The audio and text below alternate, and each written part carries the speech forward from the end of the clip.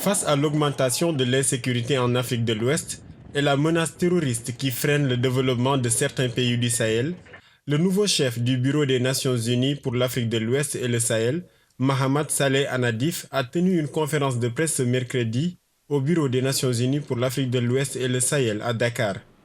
Cette rencontre avec la presse constitue une évaluation de l'état de la région et aussi une présentation des dispositions.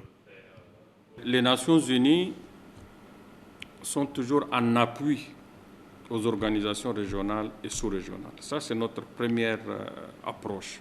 Nous essayons autant que possible d'entreprendre des missions dans le cadre de nos bons offices, parce que ça fait partie, les good office, ça fait partie de notre mandat. Et nous les utilisons pour cheminer ensemble avec les organisations sous-régionales, surtout ne pas apparaître avec un agenda séparé. Longue de 2100 km, la frontière entre le Nigeria et le Cameroun fait l'objet d'un différend frontalier qui avait abouti à un conflit armé entre les deux pays de 1994 à 2008.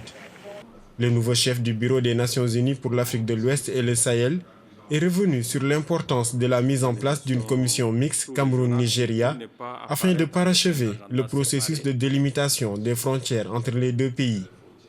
Cette commission mixte est chargée de la mise en œuvre de l'arrêt de la CIJ, de la Cour internationale de la justice, arrêt qui a été pris en octobre 2002. Depuis lors, beaucoup de choses ont été faites.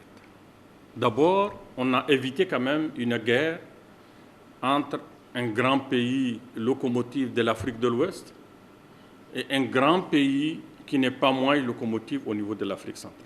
On a pu éviter ça.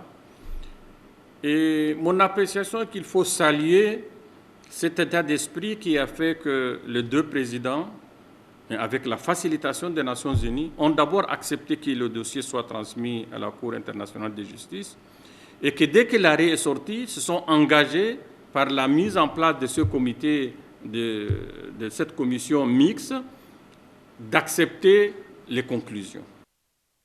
Le représentant spécial du secrétaire général des Nations Unies a pris l'engagement de travailler en étroite collaboration avec tous les pays de l'Afrique de l'Ouest et leurs partenaires régionaux et internationaux afin de contenir la menace terroriste pour que le Sahel soit un espace de paix et de développement.